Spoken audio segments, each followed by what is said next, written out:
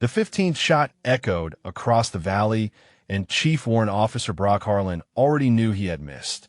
He felt it in his bones before his spotter even called it. The bullet sailed wide by 3 feet, vanishing into the rock face behind the enemy position while the radio erupted with desperate voices from the SEAL team pinned down 4,200 yards away. "Harlan, you missed again," the spotter said, his voice carrying the weight of disbelief. "That's 15 consecutive shots." 15. Harlan pressed his eye back to the scope, his hands trembling in a way they never had before.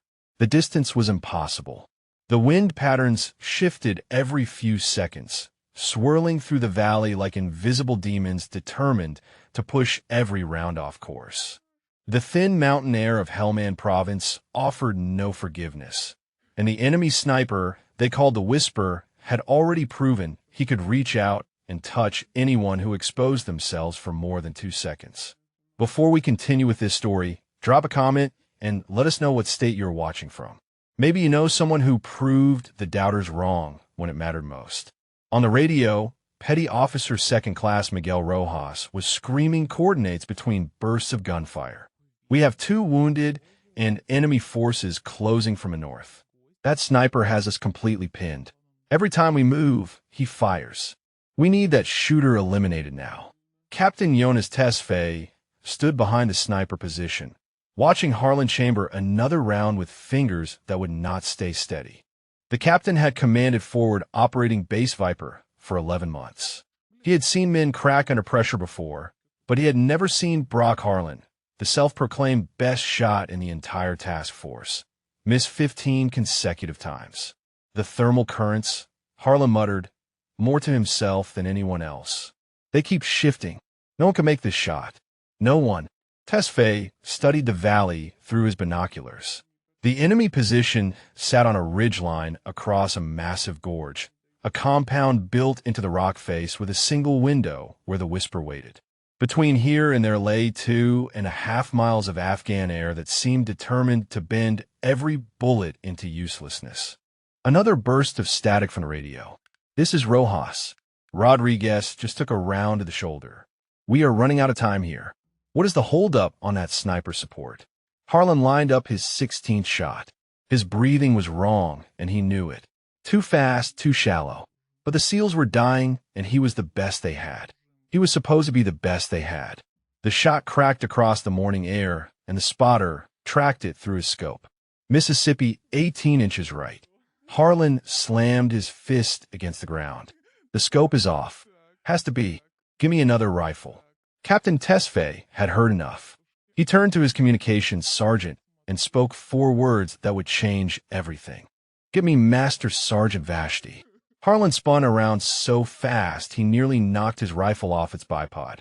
"Vashti, the instructor. She is not even operational qualified anymore. She teaches basic marksmanship to recruits. Tesfaye, you cannot be serious."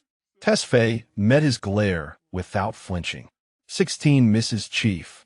Those SEALs have maybe 90 minutes before they are overrun. You have a better idea? I am listening. Harlan rose to his full height, using every inch of his 6'3" frame to tower over the captain. "This is my operation. My sector. I have been the primary long-range asset for this FOB for 2 years. You're not bringing in some washed-up instructor to take my shot." The radio crackled again, and this time Rojas sounded different. "Quieter. Base, be advised. Kowalski is gone. Kia, enemy sniper. We are down to 5 effectives, and ammunition is critical. Whatever you are planning, plan faster." The silence that followed that transmission seemed to stretch across the entire valley. Somewhere in the distance, the rhythmic thump of helicopter rotors suggested an extraction team was staging, but everyone knew those birds could not fly into the valley until the Whisper was eliminated. The enemy sniper had already downed 1 helicopter last month. No pilot would risk the approach until that threat was neutralized. Tesfaye looked at Harlan for a long moment, then turned to his sergeant. "Make the call." "You are making a mistake," Harlan said, his voice low and dangerous. "When this goes wrong, it is on your head." When Tesfaye did not respond, Harlan added something else, something quieter that only the men nearby could hear. There's a reason she is just an instructor now. Ask her about the Kellerman incident sometime. Ask her how that trainee ended up in a wheelchair. 20 minutes later, a figure appeared at the edge of the sniper position. Master Sergeant Alara Vashti moved with an economy of motion that suggested she had stopped wasting energy on unnecessary movement years ago. Her gray eyes swept across the valley once, then twice, then settled on the distant ridgeline where the whisper waited. She did not look at Harlan. She did not look at Tesfaye. She simply knelt at the edge of the overlook, pulled a small notebook from her pocket, and began writing numbers that no one else in the position understood. Her spotter, Sergeant First Class Park, appeared beside her moments later carrying a rifle case and a spotting scope. He set up without a word, the two of them moving in a synchronization that spoke of years working together. Harlan watched them with barely concealed contempt. This was his moment, his chance to prove he was still the shooter everyone believed him to be. And now this woman, this disgraced instructor who had not taken an operational shot in 7 years, was kneeling in his position like she owned it. The radio crackled one more time. "Base, we are taking fire from multiple directions now. That sniper is calling corrections for their mortar team. If you have a solution, we need it in the next 60 minutes, or there will not be anyone left to extract." Vashti did not react to the transmission. She just kept writing in her notebook, her pen moving in small, precise strokes while the morning sun climbed higher over the valley. "What is she doing?" someone whispered. Park glanced up from his spotting scope just long enough to answer. "She is listening to the wind." Alara Vashti had learned to read the wind when she was 9 years old, standing beside her grandfather on a Montana ridgeline with a rifle that weighed almost as much as she did. He had taught her that the wind was not an enemy to be fought, but a language to be learned. Most shooters curse the wind. Alara listened to it like music, and right now, the valley below forward operating base Viper was playing a symphony of chaos that only she could hear. 3 distinct wind patterns, she said without looking up from her notebook. Surface level running east to west at approximately 8 miles per hour. Mid-valley thermal current rising from the gorge floor, variable between 12 and 20 miles per hour, depending on sun exposure.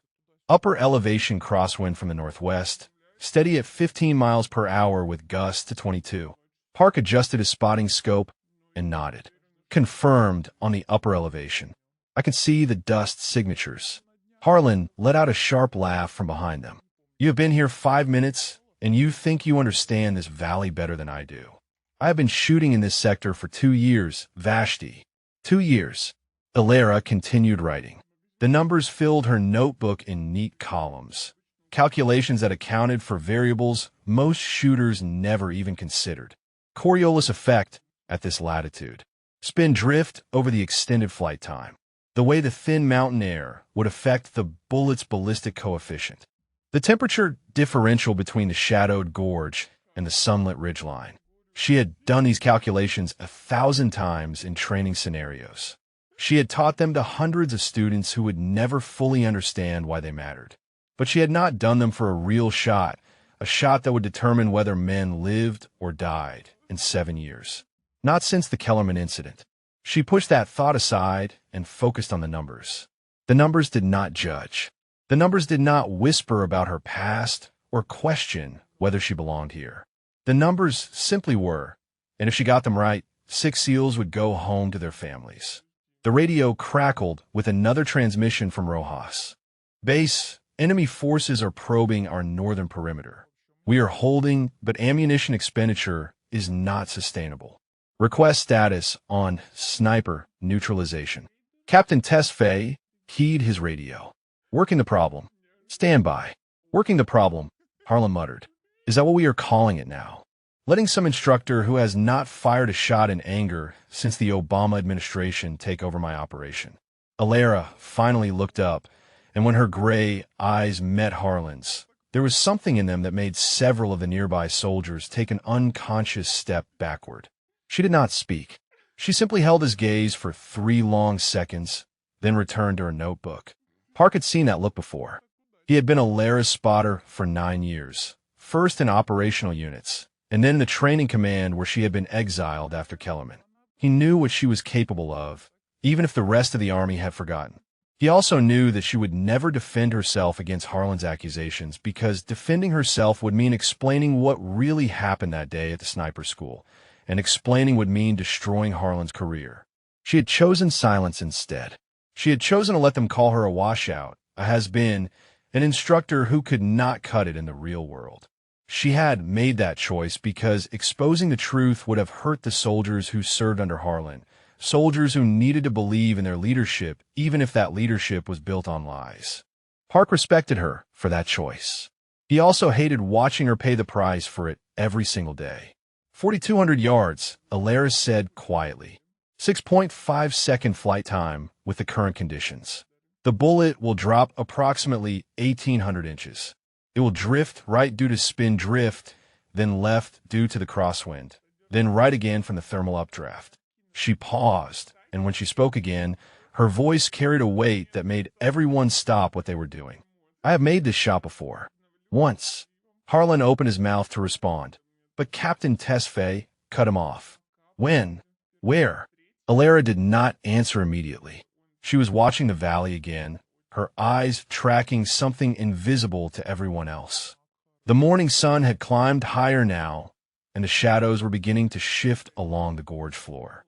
The thermal patterns were changing, the wind symphony modulating into a different key.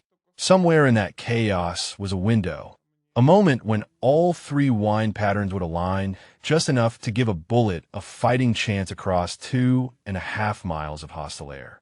Finding that window was like finding a single calm breath in the middle of a hurricane.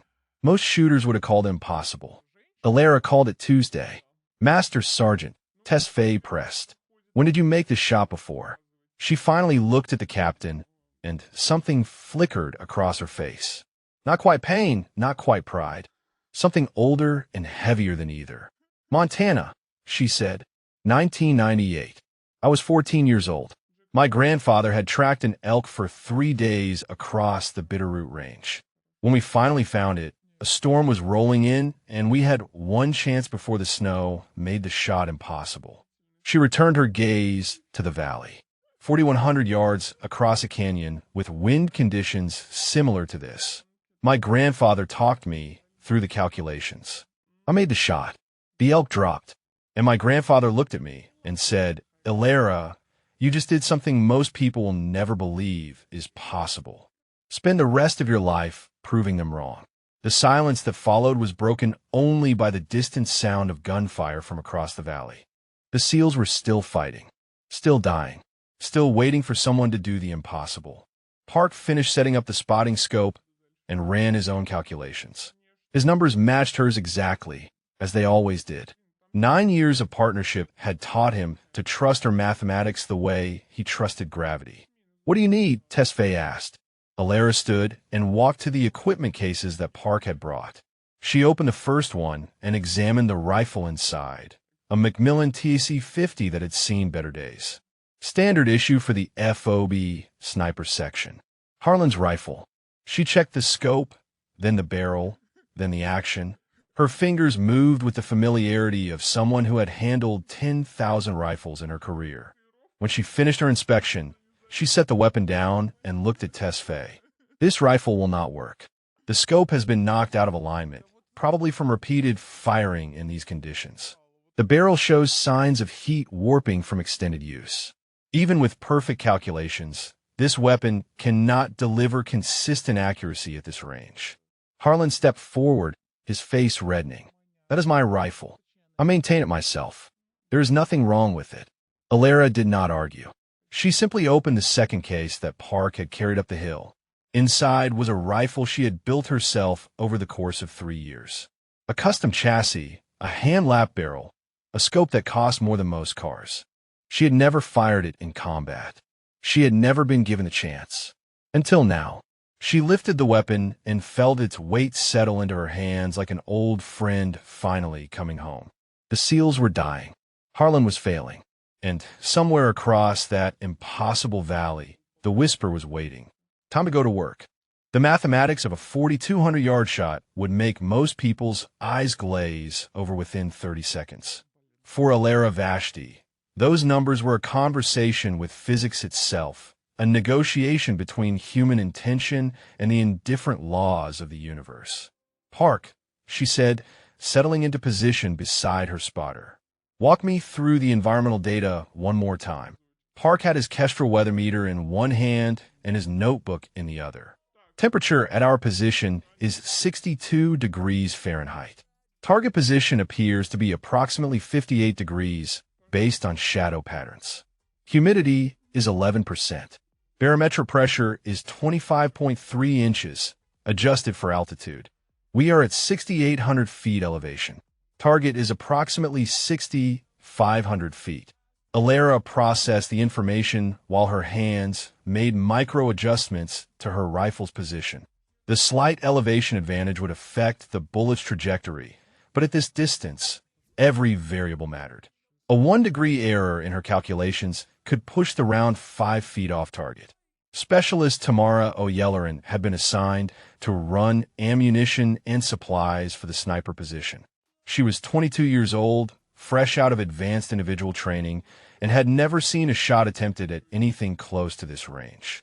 She found herself crouching nearby, watching the master sergeant work with undisguised fascination.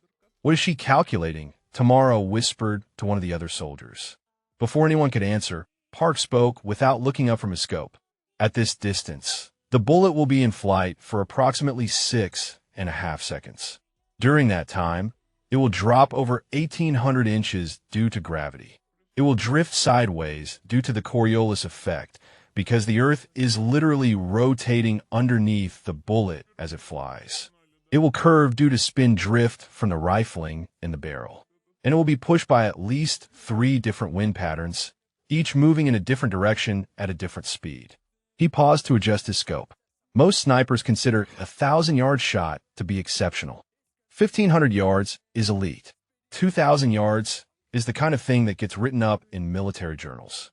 What the master sergeant is about to attempt is nearly twice that distance. There are maybe 5 people alive who have ever made a confirmed kill at this range. Tamara stared at Alara with new eyes. And she is one of them. Park's jaw tightened almost imperceptibly. She would be, if certain people had not made sure her record stayed buried. Harlan had been pacing behind the position like a caged animal, his earlier arrogance slowly curdling into something more desperate. When he heard Park's words, he stepped forward with his finger raised. "You want to talk about buried records, Park? You want to have that conversation right now, in front of everyone?" Alara's voice cut through the tension like a blade. "I need 30 minutes. Everyone turned to look at her. She had not moved from her position, her eyes still pressed to her scope, her body perfectly still. 30 minutes for what? Tesfaye asked. "To watch the valley, to learn its rhythm, to find my window." Harlan let out an exasperated sound. "We do not have 30 minutes for you to meditate on the scenery, Vashti. Those seals are dying right now. Take the shot." Alara did not respond. She simply continued watching the valley through her scope, her breathing slow and measured, her focus absolute. Tesfaye studied her for a long moment, then made his decision. "You have your 30 minutes, Master Sergeant. Make them count." Harlan spun toward the captain. "You cannot be serious. She is stalling. She is afraid to take the shot, and she is stalling while American servicemen bleed out across that valley." "Then take it yourself," Tesfaye said quietly. "You have your rifle. You know the distance. If you think you can make the shot, Chief, by all means." Harlan's mouth opened, then closed. His hands, the same hands that had trembled through 16 consecutive misses, clenched at his sides. "That is what I thought," Tesfaye said. "Let her work." The next 30 minutes were the longest of Tamara O'Yelleran's young life. She watched Alara remain absolutely motionless, her eye never leaving the scope, her body so still that Tamara sometimes wondered if she was even breathing. Park sat beside her, calling out observations in a low voice. "Thermal shift in Sector 3. Dust signature suggests gust from the northwest. Shadow movement indicates cloud cover approaching from the east. Alara absorbed it all without visible reaction. She was not just watching the valley. She was memorizing it, learning its patterns the way a musician learns a piece of music, internalizing every shift and variation until she could predict what would come next. At the 20-minute mark, the radio crackled with another transmission from across the valley. Rojas sounded exhausted, his voice hoarse from shouting commands over the noise of combat. "Base, we have repelled 2 probing attacks, but we are down to our last magazines. Enemy sniper is still active. He just hit Kowalski's body when we try to retrieve him. This guy knows exactly what he is doing. Whatever you are planning, it needs to happen soon." Harlan seized on the transmission. "You hear that, Vashti? They're out of time. Your little meditation session is costing lives." Alara finally moved.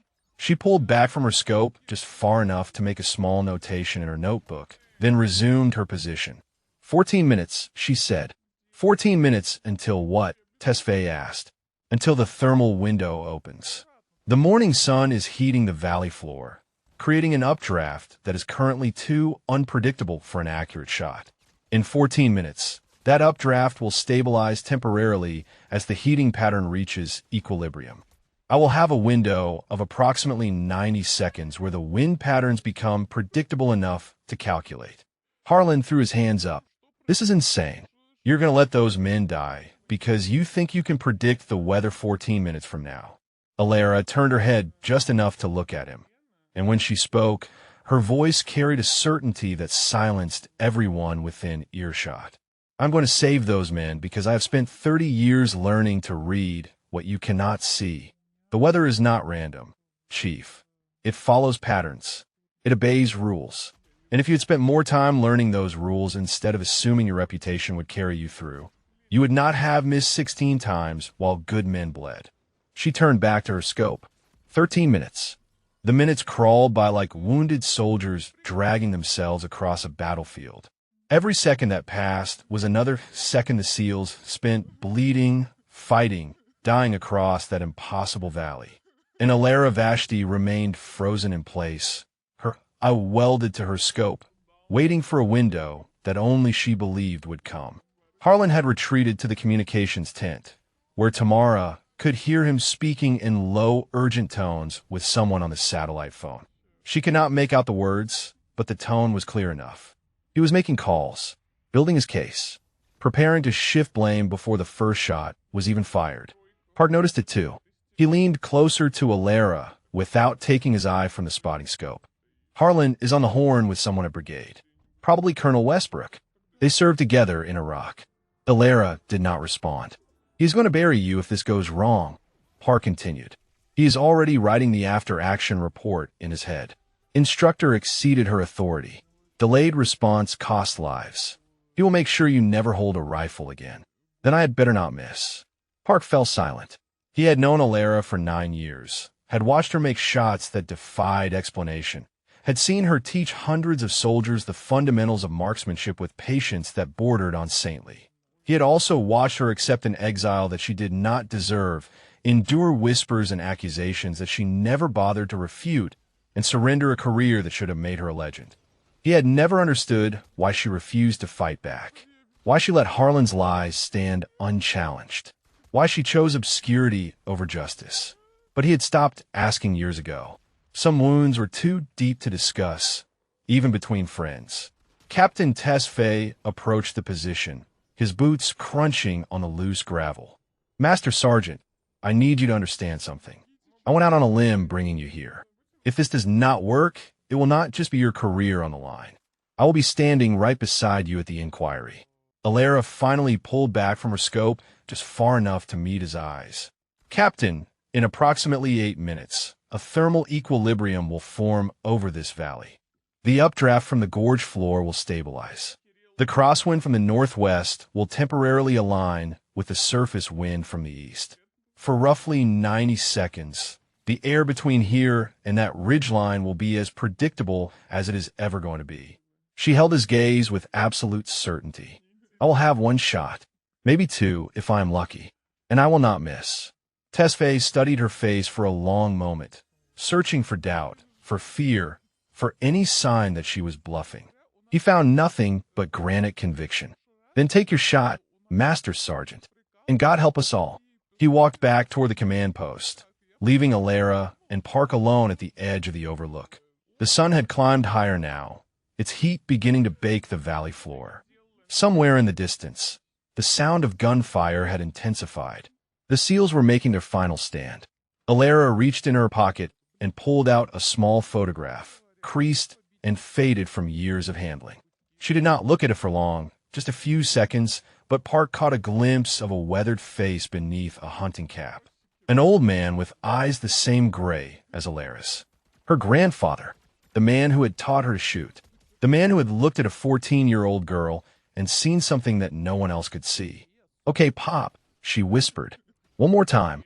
She tucked the photograph away and settled back into position. 6 minutes, Park said. Alara made a microscopic adjustment to her scope.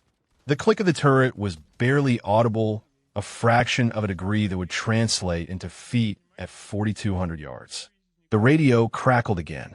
Rojas was breathing hard now, his words coming in short bursts between what sounded like hand-to-hand combat. "Base, they're inside the perimeter. I repeat, enemy forces have breached our position. We're in close quarters combat. That sniper is still calling corrections for their assault team. If you have a solution, now is the time." Right now, Harlan emerged from the communications tent, his face flushed with what might have been anger or fear or both. He strode toward Alara's position with purpose in his step. "Vashti, you need to take the shot. Now, not in 6 minutes. Now." Alara did not move. Harlan grabbed her shoulder, trying to pull her away from the rifle. "I said now. Those men are dying because you're too afraid to." What happened next occurred so fast that Tamara almost missed it. Park's hand shot out and caught Harlan's wrist, twisting it away from Alara with a grip that made the bigger man gasp in pain. "Do not touch her," Park said, his voice quiet but carrying an edge that promised violence. "Do not ever touch her." Harlan wrenched his hand free, his face contorting with rage. "You are both finished. When this is over, I will personally make sure neither of you ever serve again. You hear me? Finished." Alara's voice cut through the confrontation like a scalpel. For minutes, Harlan stared at her back, his chest heaving, his fists clenched at his sides. For a moment, Tamara thought he might actually strike her. Instead, he turned and stormed back toward the communications tent, already reaching for the satellite phone. Park released a slow breath and returned his attention to the spotting scope. Wind steady from the northwest at 14 miles per hour. Thermal updraft beginning to stabilize. "I think you were right about the window." "I am right," Alara said. "I have been watching this valley for 43 minutes. I know its heartbeat better than my own." She made one final adjustment to her position, settling her body into the perfect alignment of bone and muscle and steel that would allow her to send a bullet across 2.5 miles of hostile air. 3 minutes, Park said. Alara's finger moved to the trigger guard, and somewhere across the valley, the whisper waited. The radio went silent. For 10 agonizing seconds, there was no transmission from across the valley. No gunfire, no screaming, no desperate pleas for support. Just the hollow whisper of wind through the gorge and the distant cry of a hawk circling overhead. Then Rojas came back on, and his voice had changed. The desperate energy was gone, replaced by something quieter. Something that sounded like a man making peace with his own death. "Base, this is Rojas. We are down to 3 effectives. Kowalski, Rodriguez, and Chinnergon. Morrison is hit bad and will not make it without immediate evac. I have maybe 2 magazines left between all of us. Enemy sniper has our position zeroed. Every time we move, he fires. We cannot advance. We cannot retreat. We're just waiting to die." A pause. The sound of ragged breathing. "If anyone is listening, tell my wife I love her. Tell my daughter I am sorry I will not make it to her graduation. And whoever is supposed to be handling that sniper, I hope you can live with yourself." Rojas out. The transmission ended with a click that seemed to echo across the entire base. Tamara watched Alara's body for any sign of reaction. The master sergeant remained perfectly still, her eye pressed to the scope, her finger resting alongside the trigger guard.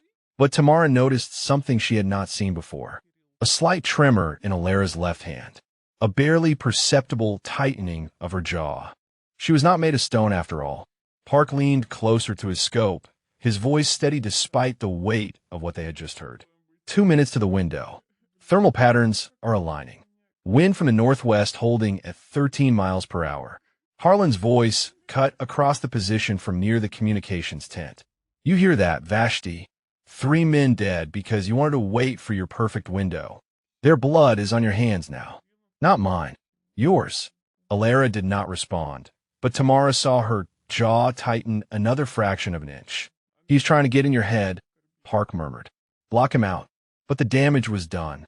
Tamara could see it in the subtle shift of Alara's breathing, the almost imperceptible tension that had crept into her shoulders.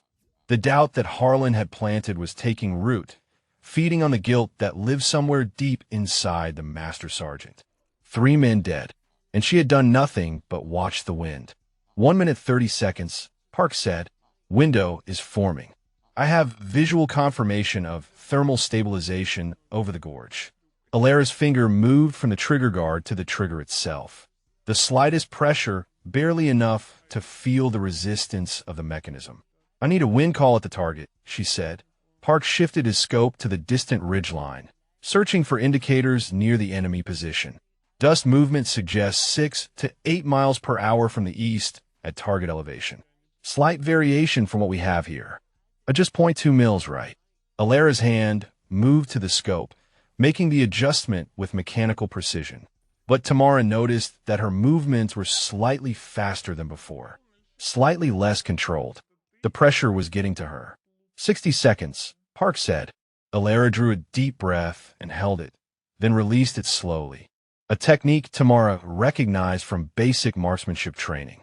Calming the heart rate, steadying the hands, finding the stillness between heartbeats where the shot lived. But something was wrong. Alara's breathing was not settling into its normal rhythm. Her heart rate was not dropping. The weight of 3 dead SEALs and 3 more dying was sitting on her chest like a physical burden. She thought about her grandfather, about the elk hunt in Montana when she was 14, about the moment when he had looked at her and said those words that had defined her entire life. You just did something most people will never believe is possible. Spend the rest of your life proving them wrong. But what if they were right? What if she was not the shooter she used to be? What if 7 years behind a desk had dulled her edge, eroded her confidence, turned her into exactly what Harlan said she was? A washout, a has-been, an instructor who could not cut it when lives were on the line. 30 seconds, Park said. Window is opening. Alara forced herself to focus on the scope. The enemy compound swam into crystal clarity, the window where the whisper waited centered perfectly in her crosshairs. At this magnification, she could see individual stones in the wall. She could see the shadow of movement inside. She could see the barrel of a rifle emerging from the darkness. The whisper was preparing to fire again. 15 seconds, Park said. Take the shot when ready. Alara's finger tightened on the trigger. The slack disappeared.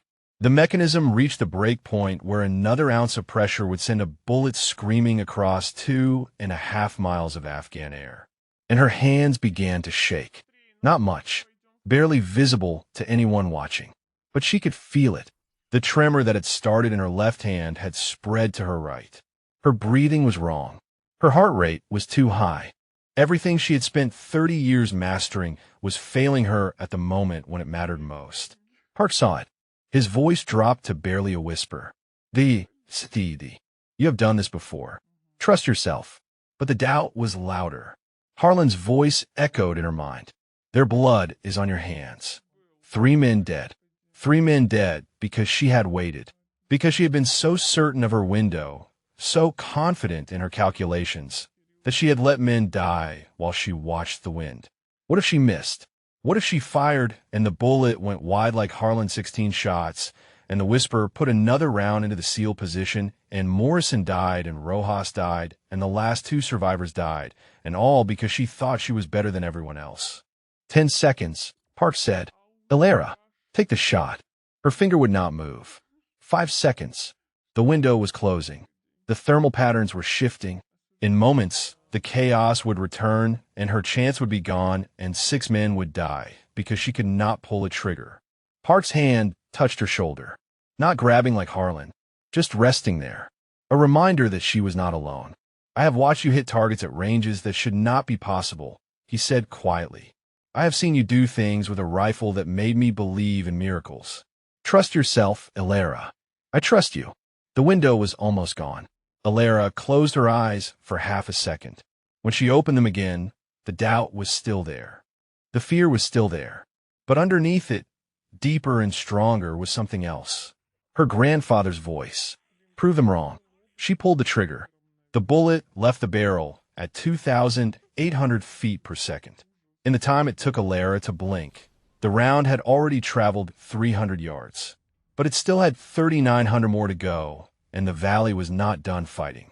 Park tracked the vapor trail through his spotting scope, his voice a running commentary that seemed to stretch time itself. "Round is flying. Tracking true. Wind correction holding. Drop is nominal. Passing the 2,000-yard mark. Still tracking. Thermal updraft engaging. Round is climbing slightly. Compensating.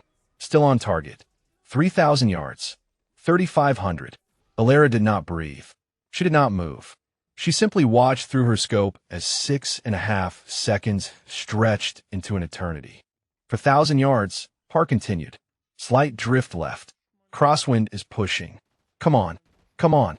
The bullet punched through the window of the enemy compound at 4,217 yards. Park saw the impact a fraction of a second before the sound reached them, a distant crack that echoed across the valley like the voice of God passing judgment. "Hit," Park breathed. "Center mass. Target is down. The whisper is down." For a moment, nobody moved. The word hung in the air like a physical thing, too enormous to comprehend. Then the radio exploded with voices. "Base, this is Rojas. Sniper fire has stopped.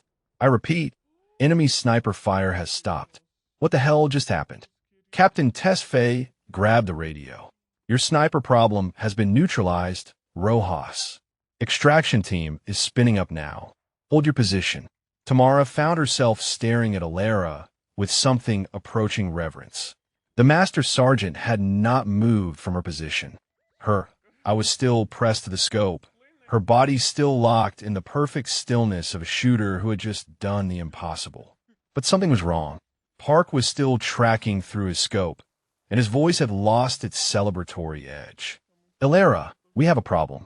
Elara saw it at the same moment he spoke. Movement in the compound. A second figure emerging from the shadows, picking up the Whisper's rifle. "There is another shooter," Park said. "They have a backup." Elara's hands moved before her conscious mind could catch up. She worked the bolt, ejecting the spent casing and chambering a fresh round. The brass tumbled through the air, catching the morning light as it fell. "The thermal window," she said. "Is it still open?" "Barely. Maybe 10 seconds left. The patterns are already starting to shift. 10 seconds. One shot."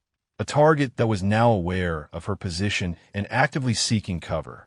The second shooter had moved to the window, scanning the distant ridgeline where Elara's position was hidden. He could not see her, not at this distance, but he knew the general direction, and he was raising his rifle. "He is setting up for a shot," Park said. "He's going to try to suppress our position." Elara made a minute adjustment to her scope. The new target was not in the same position as the Whisper. He had moved 3 feet to the left, partially concealed behind the stone wall. Only his head and shoulder were visible. At 4,200 yards, that was a target roughly the size of a dinner plate. "New range," Elara said. Park ran the calculations in his head. For 1,234 yards. Just 0.1 mils up, 0.2 mils left. Elara's fingers moved on the scope turrets. Click, click, click. Each adjustment a prayer written in brass and steel.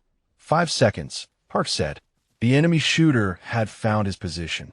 Elara could see him settling behind the rifle, his eye moving to the scope. In moments, he would fire. Even if he could not hit her at this range, suppressive fire would force her to move, to break position, to lose whatever remained of her window. She did not have time to doubt. She did not have time to think about the 3 dead seals, or Harlan's accusations, or the 7 years she had spent in exile. She only had time to do what her grandfather had taught her to do on a Montana ridgeline when she was 14 years old. Trust the wind. Trust the math. Trust yourself. She fired. The second bullet crossed the valley in 6.3 seconds. It entered the enemy compound through the same window as the first, passing within inches of the stone frame. It struck the second shooter just as his finger was tightening on his own trigger. He never got the shot off. Second target down, Park said, his voice cracking with emotion. Both shooters eliminated. Valley is clear. The radio erupted again. Rojas was laughing now, a sound caught somewhere between hysteria and relief. Vase, whoever your shooter is, I want to buy them a drink. Hell, I want to buy them a house. That was the most incredible thing I have ever seen. Alara finally pulled back from her scope. Her hands were trembling again, but this time it was not from doubt. It was the release of tension that had been building since she first knelt at this position nearly an hour ago. She looked at Park, and something passed between them that did not need words. 9 years of partnership, 9 years of trust, 9 years of watching each other's backs while the rest of the army forgot they existed. 2 shots, Park said quietly. 4,200 yards. No one is ever going to believe this. Alara allowed herself the smallest smile. They never do. Behind them, Harlan stood frozen near the communications tent. The satellite phone was still in his hand, but he had stopped talking. His face had gone pale, his earlier arrogance evaporating like morning fog under the Afghan sun. He had just watched everything he believed about himself proven wrong. And worse, he had watched the woman he had spent 7 years trying to destroy prove that she was everything he had always feared she was. Better than him, Tamara watched the chief warrant officer with new understanding. She had heard whispers about the Kellerman incident since arriving at the FOB. Rumors about a training accident that had ended Alara's operational career. Accusations that had followed her from post to post like a shadow. But watching Harlan's face now, watching the fear and hatred warring behind his eyes, Tamara began to wonder if those rumors had ever been true at all. What really happened? She murmured to herself. What did he do to her? She did not know it yet, but she was about to find out. The extraction helicopters thundered over the valley 40 minutes later, their rotors beating the thin mountain air into submission. Alara watched from the overlook as the birds descended toward the SEAL position, dust clouds billowing around them like brown halos. 3 men would come home in body bags. 3 more would come home alive. And somewhere in between those numbers was a truth that only Alara could fully comprehend. She had saved who she could. She had done the impossible. But she had not been fast enough to save everyone. She never was. Park began breaking down their equipment, his movements efficient and practiced. The rifle went back into its case with the reverence of a holy relic being returned to its shrine. The spotting scope, the Kestrel, the notebooks filled with calculations that would be studied by ballistics experts for years to come. You know they're going to want to debrief you, Park said, extensively. A shot like that does not stay quiet. The brass is going to have questions. Let them ask. Park paused his packing and looked at her. There's going to be an investigation. Alara. Harlan is not going to let this go. He is already on the phone with Westbrook. I saw him. They're cooking up something. Alara turned away from the valley. Her face was calm, but Park knew her well enough to see the exhaustion underneath. 7 years of exile. 7 years of being called a washout and has been. 7 years of watching lesser shooters take the assignments that should have been hers. And now, finally, she had proven what she had always known about herself. The question was whether anyone would let her keep that victory. What really happened with Kellerman? Tamara asked. The question came from behind them, and both Alara and Park turned to find the young specialist standing at the edge of the overlook. She had a look on her face that Alara recognized. The look of someone who had seen enough to know that the official story did not add up. That is not your concern, specialist, Park said. With respect, Sergeant, I think it is. Tamara stepped closer, her eyes fixed on Alara. I have been on this FOB for 3 months. I have heard the rumors. Instructor Vashti screwed up a training exercise and a soldier ended up paralyzed. Instructor Vashti cracked under pressure and should never have been trusted with live operations. Instructor Vashti is a cautionary tale about women trying to do jobs they are not built for. Her voice hardened. But I just watched you make 2 shots that Chief Warrant Officer Harlan could not make in 16 tries. I watched him try to sabotage you, blame you, and undermine you at every turn. And I watched you save 6 lives while he stood there making phone calls to cover his own reputation. So I'm asking you directly, Master Sergeant, what really happened? Alara studied the young woman for a long moment. She saw something in Tamara's eyes that reminded her of herself at that age. The hunger to understand. The refusal to accept comfortable lies. The need to know the truth, even when the truth was ugly. Park, give us a minute. Park hesitated, then nodded and moved toward the communications tent, leaving Alara and Tamara alone at the edge of the overlook. Alara sat down on a flat rock, her body suddenly feeling every one of her 34 years. The adrenaline was fading now, leaving behind the familiar ache of muscles held too tight for too long. Specialist Kellerman was one of my students at the Army Sniper School. She began. 7 years ago. He was talented, one of the best I had ever trained. But he was also reckless. He took shortcuts. He trusted his instincts over his calculations because his instincts had never failed him before. She paused, gathering the memories she had spent 7 years trying to bury. We were running a live fire exercise in the mountains. Long-range shooting in difficult conditions. Kellerman was supposed to wait for my signal before engaging his target. Instead, he fired early. His round went wide and struck a rock formation that nobody had properly surveyed. The ricochet came back and hit another trainee in the spine. Tamara's face paled. That was not your fault. No, Alara agreed. It was not. But Kellerman was Chief Warrant Officer Harlan's protege, his hand-picked successor, and Harlan could not accept that his golden boy had made a mistake that ended another soldier's career. So he found a way to make it my fault instead. How? Alara's smile held no warmth. He doctored the range logs to show that I had given the fire command early. He pressured Kellerman to back his version of events, and he used his connections to make sure the investigation reached the conclusion he wanted. I was found negligent, stripped of my operational status, and reassigned to instructor duty where I could not embarrass him again. Tamara stared at her. Why did you not fight back? Why did you not tell someone the truth? Because I had no proof. Because Harlan had powerful friends, and I had none. And because fighting would have meant dragging Kellerman through a court-martial that would have destroyed whatever was left of his career. He was 22 years old, and he had already crippled a fellow soldier through his own arrogance. I did not want to be the one who finished breaking him. She stood up, brushing the dust from her uniform. So I accepted the exile. I taught basic marksmanship to recruits who would never know what I was capable of. I watched Harlan build his reputation on lies while I faded into obscurity. And I told myself that someday, somehow, I would get a chance to prove what I had always known. She looked out at the valley where the helicopters were now lifting off, carrying the living and the dead back to base. Today was that chance. Tamara was quiet for a long moment, processing everything she had heard. Then she reached into her pocket and pulled out her phone. I recorded him, she said. Harlan, when he was trying to sabotage you, when he grabbed you, when he blamed you for the deaths before you even had a chance to take the shot. I recorded everything. Alara looked at the phone in Tamara's hand, then at the young woman's face. Why? Because I've spent 3 months watching him treat you like garbage, Tamara said. And I knew there had to be a reason. Now I know what it is. He is afraid of you. He has always been afraid of you. And he has spent 7 years trying to make sure no one ever found out why.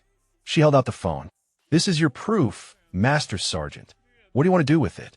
Alara held Tamara's phone in her hand for a long moment, feeling the weight of 7 years pressing against her palm. The screen showed a frozen image of Harlan's face, contorted with rage as he grabbed her shoulder. One tap, and she could watch herself being assaulted by a superior officer. One tap, and she could hear him blame her for deaths that had not yet occurred. One tap, and she could end the career of the man who had destroyed hers. She handed the phone back to Tamara. Hold on to that for now, she said. Do not share it with anyone. Do not tell anyone you have it. Not yet. Tamara's face showed confusion. But this proves everything. This shows what he really is. I know what it shows. But there's a right way to do this and a wrong way. If we go public now, while emotions are still high, Harlan will claim we edited the footage. He will say we are trying to steal credit for the shot. He will turn this into a he said, she said, and his friends at Brigade will make sure his version wins. She put her hand on Tamara's shoulder. Trust me, specialist. I've been playing this game a lot longer than you have. The time will come, but it has to be the right time. Tamara reluctantly pocketed the phone. What do we do now? Now we debrief. We answer questions. We let the official record show exactly what happened today. And we wait for Harlan to make his move. They did not have to wait long. Captain Tesfaye found Ilera outside the Tactical Operations Center an hour later. The helicopters had returned with the survivors, and the base medical team was working frantically to stabilize Morrison, the most critically wounded of the SEALs. The 3 body bags had been laid out in the mortuary tent, awaiting transport back to the States. Master Sergeant, Tesfaye said, we have a situation. Ilera had been expecting this. What kind of situation? Tesfaye's jaw tightened. Chief Warrant Officer Harlan has filed a formal complaint with Brigade Headquarters. He is claiming that you deliberately delayed taking the shot in order to make him look incompetent. He says your hesitation directly contributed to the deaths of 3 American servicemen. The words hung in the air like poison gas. Ilera felt Parks stiffen beside her, felt Tamara's sharp intake of breath from somewhere behind. But she kept her own face perfectly neutral. I see, she said. And what does Brigade think of his complaint? Tesfaye hesitated. Colonel Westbrook is Harlan's old commanding officer from Iraq. They go back 15 years. The colonel has already ordered a formal inquiry into your conduct during the operation. You are to report to the command tent at 1800 hours for preliminary questioning. Park stepped forward, his face dark with anger. This is insane. She just made 2 of the longest confirmed kills in military history. She saved 6 lives, and Harlan is trying to court-martial her for it. I'm not trying to do anything, Tesfaye said carefully. I'm telling you what is happening. There are forces at work here that are above my pay grade. All I can do is make sure the official record reflects what actually occurred. He looked at Ilera with something that might have been respect. For what it is worth, Master Sergeant, I know what I saw today. I know who saved those SEALs, and I know who failed them. But knowing and proving are 2 different things in this army. He turned and walked back toward the command tent, leaving Ilera alone with Park and Tamara. The silence stretched for a long moment. Then Park spoke, his voice tight with controlled fury. We have to use the recording. Now, before Harlan gets his narrative locked in. Ilera shook her head. Not yet. Ilera, he's going to bury you. Again, he is going to use his connections and his lies and his political games to take everything you just earned. You cannot let him win. Not this time. Ilera turned to face her spotter, and there was something in her eyes that made him stop mid-sentence. A calm that went deeper than mere patience. The calm of someone who had already seen how this story ended. Dae-Jung, she said quietly, I have spent 7 years waiting for this moment. 7 years watching Harlan climb the ladder while I taught basic rifle skills to privates fresh out of boot camp. 7 years knowing the truth and being unable to prove it. Do you really think I'm going to let him slip away now? Park stared at her. Then what is your plan? Ilera looked toward the medical tent where the SEAL survivors were being treated. Her gaze found a figure being helped off a stretcher. Petty Officer Second Class Miguel Rojas. The man whose voice had crackled through the radio during those desperate hours. The man who had said goodbye to his wife and daughter because he thought he was going to die. Right now, Harlan thinks he controls the narrative, Ilera said. He thinks his connections with Westbrook will protect him. He thinks no one will believe the word of a disgraced instructor over a decorated chief warrant officer. She turned back to Park and Tamara. But Harlan made a mistake today. He was so focused on destroying me that he forgot about the people I was trying to save. 6 SEALs were trapped in that valley. 3 of them died, and the 3 who survived know exactly what happened. They heard the radio traffic. They counted the shots. They know who failed them and who saved them. Her smile was thin and sharp as a blade. Harlan has his connections, but I have witnesses. And in about 3 hours, those witnesses are going to be asked to give their official statements about today's operation. Rojas is going to tell them everything. Every missed shot, every wasted minute, every second they spent dying while Harlan failed and failed and failed again. She started walking toward the medical tent. The truth does not need political connections, she said over her shoulder. It just needs someone brave enough to tell it. The medical tent smelled like antiseptic and blood. Alara paused at the entrance, letting her eyes adjust to the dim interior light. 3 cots were occupied. Morrison lay unconscious on the far end, his chest wrapped in bandages, and 4 dripping steadily into his arm. The other 2 survivors sat on adjacent cots, their wounds dressed, but their eyes still carrying the hollow look of men who had watched their brothers die. Rojas saw her first. He was smaller than she had imagined from his voice, compact and wiry, with a face that looked like it had been carved from brown stone. A bandage covered most of his left forearm, where a bullet had grazed him during the final assault. But when he saw Alara standing in the entrance, something changed in his expression. The hollow look faded, replaced by something fierce and bright. "You," he said. "You are the shooter." Alara nodded. "Master Sergeant Alara Vivashti." Rojas was on his feet before she could say another word. He crossed the distance between them in 3 quick strides and wrapped his arms around her in an embrace that drove the air from her lungs. She stiffened. Physical contact was not something she was accustomed to, not after 7 years of isolation. But Rojas held on, his body shaking with something that might have been laughter or tears or both. "I heard the shots," he said into her shoulder. 2 shots, 6.5 seconds apart. And then the world went quiet. I thought I was already dead and just did not know it yet. Then I realized the sniper fire had stopped. Both of them. You got both of them.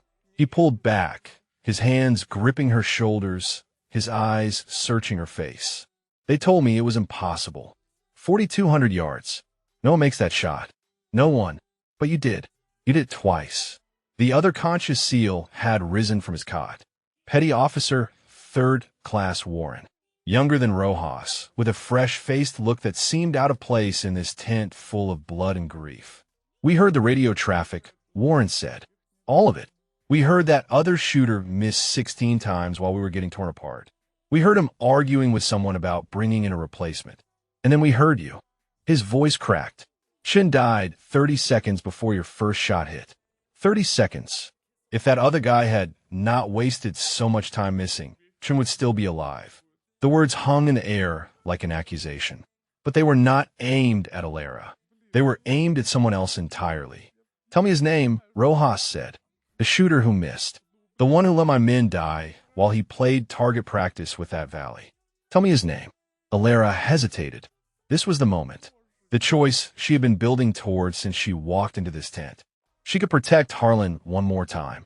She could maintain the silence she had kept for 7 years and let the inquiry play out however the brass decided it should play out. Or she could tell the truth. "Chief Warrant Officer Brock Harlan," she said. "He is the primary long-range asset for this FOB. He has been for 2 years." Rojas's face darkened. "Harlan, I know that name. He briefed us before we inserted. Told us he had the best shooter in theater covering our operation. Said we had nothing to worry about." His hands clenched into fists. "Nothing to worry about. 3 of my men are dead because that arrogant piece of garbage could not hit a target the size of a building from 2 miles away." "There is more," Alara said. She had committed now. There was no going back. "Harlan has filed a formal complaint against me. He is claiming that I deliberately delayed taking the shot to make him look bad. He is saying that my hesitation is what killed your men." The silence that followed was absolute. Rojas stared at her with an expression that cycled through disbelief, confusion, and finally settled on a cold and terrifying rage. He said what? "Colonel Westbrook has ordered an inquiry. Harlan has connections at Brigade. He's trying to bury me before anyone can ask too many questions about his 16 misses." Warren let out a sound that was half laugh and half snarl. "That is insane. We were on the radio the entire time. We heard everything. We know exactly how long it took for that first competent shot to come through. Rojas was already moving toward the tent exit. Where is this inquiry happening? 1800 hours. Command tent. I'm going to be there. Petty officer, you're wounded. You should rest. Rojas turned back to face her, and there was something in his eyes that reminded Alara of her grandfather. That same mountain granite. That same absolute refusal to accept injustice. Master Sergeant, 3 of my brothers died today. Chun, Rodriguez, Kowalski. They had families. They had futures. And they're gone because some egotistical desk jockey could not admit that he was not the best shooter in theater. He stepped closer, his voice dropping to something barely above a whisper. You saved my life. You saved Warren's life. You saved Morrison's life. And now the man who failed us is trying to destroy you for it. Do you really think I'm going to lie in a cot and let that happen? Alara met his gaze. She saw the fire there. The same fire that had kept him fighting when he was down to his last magazine. The same fire that had made him radio goodbye to his wife and daughter rather than surrender. No, she said. I do not think you are. Good. Rojas moved past her toward the exit. Because I have a statement to give. And when I am done, Chief Warrant Officer Harlan is going to wish he had never picked up a rifle in his life. Warren was right behind him, limping slightly but moving with the same determined fury. Alara watched them go. Then she allowed herself one small moment of something she had not felt in 7 years. The command tent was packed by 1800 hours. Word had spread across the FOB like wildfire. The instructor who made the impossible shot. The chief warrant officer who missed 16 times. The SEAL survivors who were demanding to testify. Every soldier who could find an excuse to be near the command tent had found one. Colonel Westbrook sat at the center table, his silver eagles gleaming under the harsh overhead lights. He was a thick-necked man in his late 50s with the look of someone who had spent more time in conference rooms than combat zones over the past decade. Beside him sat a JAG officer with a laptop and a recorder tasked with documenting the proceedings. Harlan stood at attention near the front, his dress uniform immaculate, his face composed into an expression of wounded dignity. He had spent the past 2 hours rehearsing his version of events with Westbrook. The story was simple. The disgraced instructor had frozen under pressure. Her delay had cost lives. He had done everything in his power to salvage the situation, but her incompetence had made success impossible. It was a good story. It might even have worked. Then the SEALs walked in. Rojas entered first, his wounded arm in a sling, his eyes scanning the room until they found Harlan. The look he gave the chief warrant officer made several nearby soldiers take an involuntary step backward. Warren followed close behind, limping but upright, his jaw set with the same quiet fury.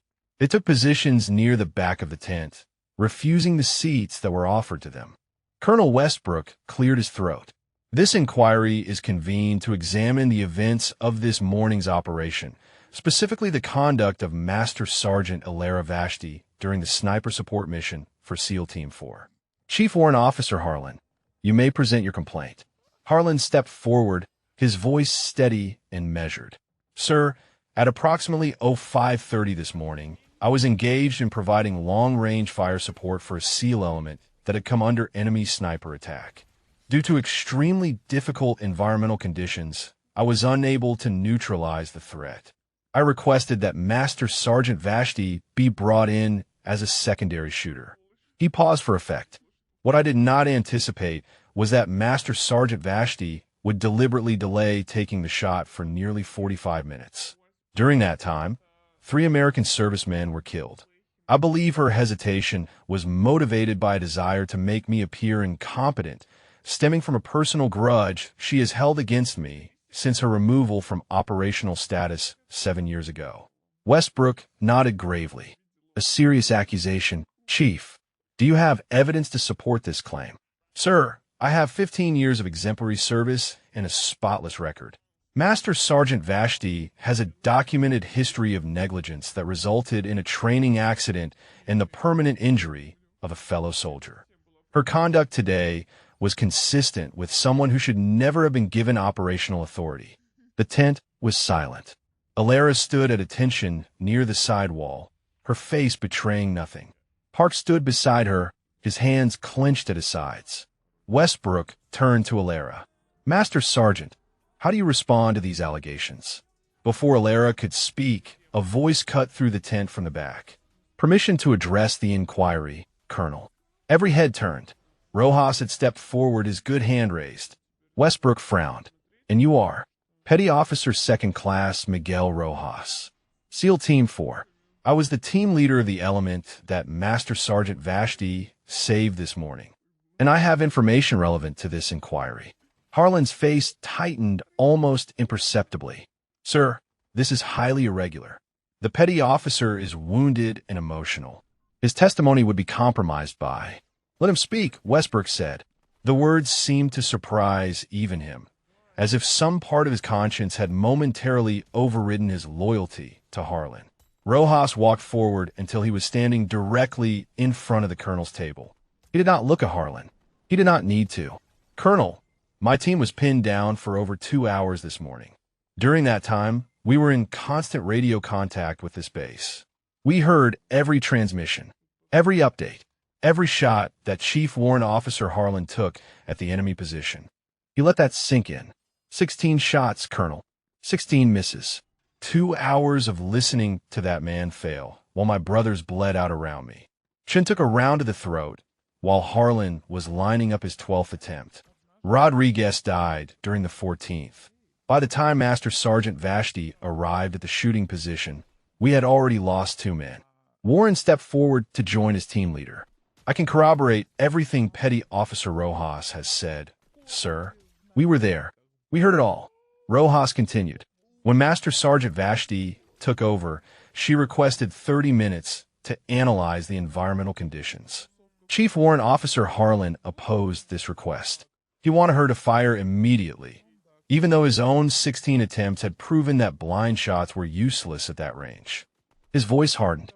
Master Sergeant Vashti waited for her window, and when that window opened, she put 2 rounds into 2 targets at over 4,200 yards. She did in 12 seconds what Chief Warrant Officer Harlan could not do in 2 hours. The silence in the tent was absolute. Rojas finally turned to look at Harlan, and his voice dropped to something cold and quiet. 3 of my men are dead, Chief, and you have the nerve to stand here and blame the woman who saved the rest of us. You are a disgrace to that uniform." Harlan's composure finally cracked. He took a step toward Rojas, his finger raised. "Now listen here, you insubordinate." "Sit down, Chief." The voice came from Westbrook. The colonel's face had changed. The political calculation was gone, replaced by something that looked almost like shame. Harlan froze. "Sir, you cannot possibly believe." "I said sit down." Westbrook's voice left no room for argument. "This inquiry is suspended pending a full investigation into the events of this morning.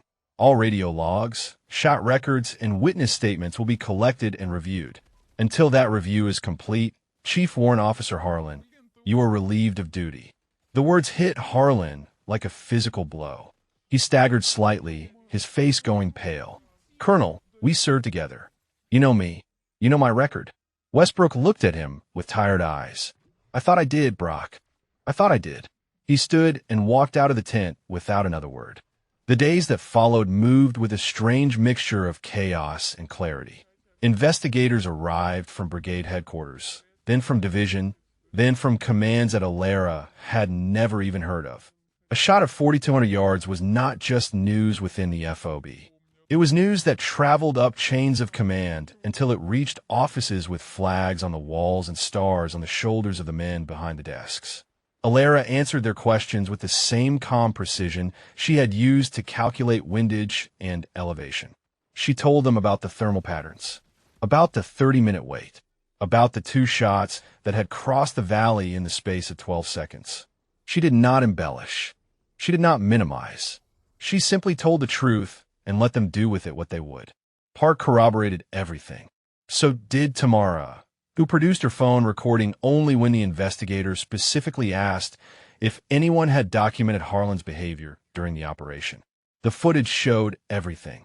The grabbing, the accusations, the attempts to undermine Alara before she had even taken her position. By the third day, Harlan had been confined to quarters pending the completion of the investigation. By the fifth day, word came down that he would be facing a formal board of inquiry into his conduct, not just during the sniper operation, but over the course of his entire career. Someone had started asking questions about the Kellerman incident. Alara was sitting outside the Tactical Operations Center when Park found her, watching the sun set over the mountains that had almost become a graveyard for 6 American sailors. The light painted the peaks in shades of gold and crimson, beautiful and indifferent to the small human dramas playing out beneath them. They found the original range logs, Park said, settling onto the bench beside her. The ones Harlan doctored. Turns out the Army keeps backups of everything. Digital forensics matched his access credentials to the alterations. Alara nodded slowly. She had suspected as much, but hearing it confirmed still sent a strange tremor through her chest. 7 years. 7 years of exile based on a lie that had finally been exposed. Kellerman is talking too, Park continued. He reached out to the investigators on his own, said he's been carrying the guilt for 7 years and could not do it anymore. He confirmed everything. The early shot, the ricochet, Harlan pressuring him to blame you. Alara closed her eyes. She thought about the young sergeant she had trained all those years ago. The talented shooter with too much confidence and not enough patience. The man who had made one terrible mistake and then compounded it by letting someone else take the fall. How is he? She asked. Park shrugged. Broken, from what I hear. But maybe this is what he needed. A chance to finally tell the truth. They sat in silence for a while, watching the colors fade from the sky. Then Park spoke again, his voice softer now. You could have destroyed him, you know. Kellerman, back when it happened. You had people who would have believed you. You could have fought back and taken him down with Harlan. Alara opened her eyes and looked at her spotter. Her friend, the man who had stood beside her through 7 years of exile without ever once questioning her choice. He was 22 years old, she said. He had already crippled another soldier through his own arrogance. What would destroying him have accomplished? It would not have given me my career back. It would not have undone the damage. It would just have added one more broken person to the pile. She turned back to the sunset. I became an instructor because I could not be a shooter anymore. But somewhere along the way, I realized that teaching was not a punishment. It was a gift. Every soldier I trained, every marksmanship fundamental I drilled into some nervous, private fresh out of basic. That was my legacy. Not the shots I took, but the shots I taught others to take. Park was quiet for a long moment. Then he reached into his pocket and pulled out a small box. This came for you today. Special delivery from SEAL Team 4. Alara took the box and opened it. Inside, nestled on a bed of black velvet, was a brass shell casing. .50 caliber. Engraved along the side in small, precise letters were the words that would define the rest of her life. 4,217 yards. The shot, they said, was impossible. With gratitude, SEAL Team 4. She lifted the casing and held it up to the fading light. The brass gleamed like captured fire. Rojas wanted to deliver it himself, Park said, but he got medevac to Landstill this morning. Morrison is stable. They're all going to make it. Alara turned the casing over in her fingers, feeling the weight of it. Such a small thing. A piece of brass no longer than her thumb. But it represented something that no amount of politics or lies or buried records could ever take away. Proof. There's something else, Park said. He was smiling now, a rare expression on his usually stoic face. I got a call from Colonel Westbrook's office an hour ago. The investigation is not complete yet, but he wanted you to know something. What? Park's smile widened. Your operational status has been reinstated, effective immediately. And JSOC has requested you by name for a training rotation at Fort Bragg. Apparently, some very important people saw the ballistics report from your shots and decided they want you teaching their Tier 1 operators how to do what you do. Alara stared at him. Fort Bragg, JSOC, the Joint Special Operations Command, the most elite military units in the world. They want me to teach, she said slowly. They want you to do whatever you want, Park replied. Teach. Shoot. Both. The message I got made it pretty clear that you can write your own ticket from here on out. Alara looked down at the shell casing in her hand. Then she looked out at the mountains, where the last light of day was painting the snow-capped peaks in shades of rose and amber. 7 years ago, she had been exiled for a crime she did not commit. 7 years ago, she had accepted that exile because fighting back would have meant destroying a young man who had already destroyed himself. 7 years ago, she had made peace with the idea that her story was over. She had been wrong. Both, she said quietly. I want to do both. 6 months later, the morning sun rose over Fort Bragg like a promise being kept. Alara stood at the edge of the long-range training facility, watching a new class of students prepare for their first day of advanced marksmanship instruction. The North Carolina humidity was nothing like the thin, dry air of Afghanistan, but the fundamentals remained the same. Wind, distance, patience, trust. The students gathered in a loose formation near the equipment shed, their faces a mixture of eagerness and apprehension. These are not ordinary soldiers. They were candidates for the most elite units in the American military. Delta operators, SEAL team members, Rangers who had already proven themselves in combat and wanted to push their skills even further. Among them, standing slightly apart from the others, was a young woman with sharp eyes and a posture that suggested she had something to prove. Specialist Tamara O'Yelleran had requested transfer to the sniper pipeline 3 months after returning from Afghanistan. Her application had been denied twice before someone with enough stars on their collar had intervened on her behalf. Alara had written that letter of recommendation herself. "Good morning," Alara said, her voice carrying across the range with the easy authority of someone who had spent a lifetime commanding attention without raising her voice. "Welcome to Advanced Long-Range Precision Marksmanship. Over the next 8 weeks, I'm going to teach you to do things with a rifle that most people believe are impossible." She paused, letting her gaze move across the assembled faces. "Some of you have heard stories about me. Some of those stories are probably true, but I'm not here to talk about the past. I am here to talk about the future. Your future. The shots you have not taken yet. The lives you have not saved yet. The limits you have not broken yet."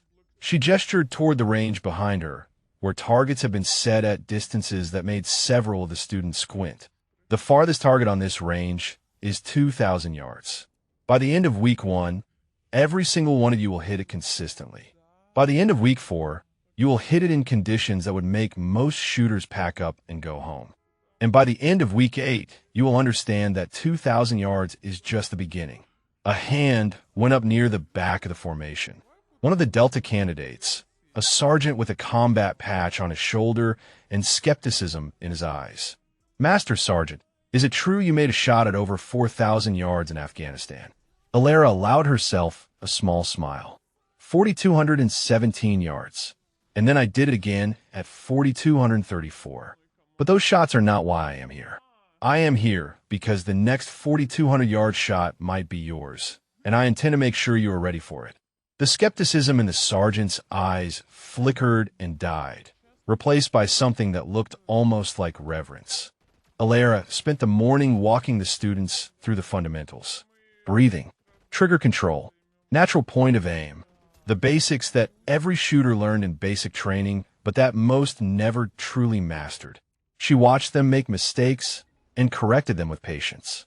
She watched them succeed and pushed them to succeed again. During the lunch break, Tamara approached her near the equipment shed. "Master Sergeant, I wanted to thank you. For the letter. For everything."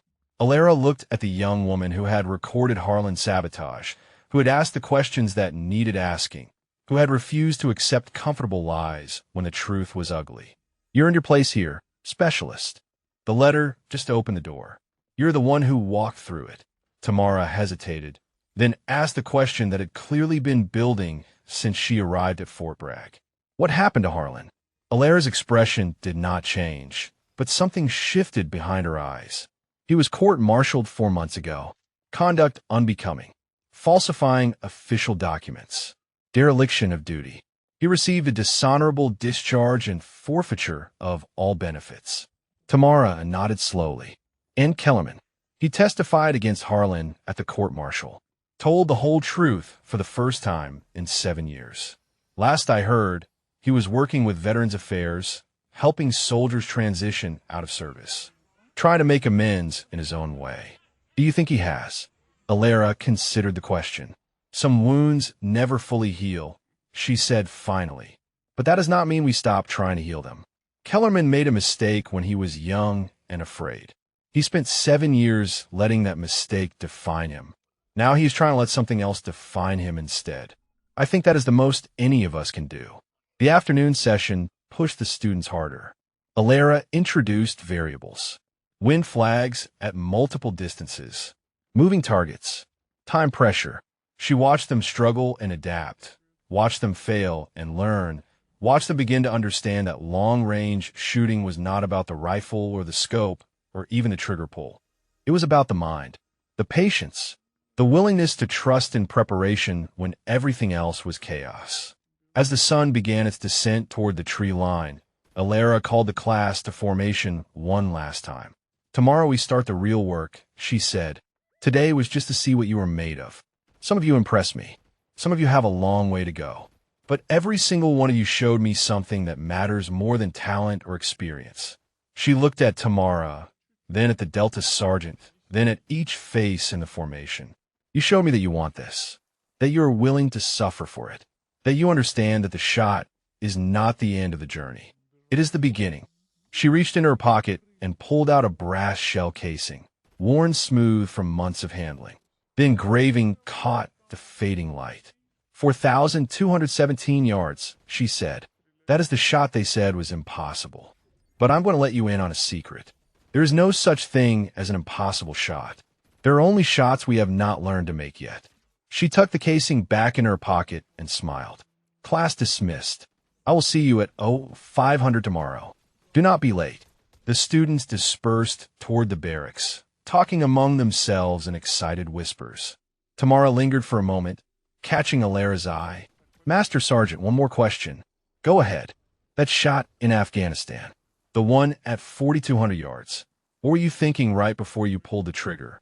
Alara looked out at the range, at the targets standing silent in the distance, at the wind moving through the grass like the breath of something ancient and patient.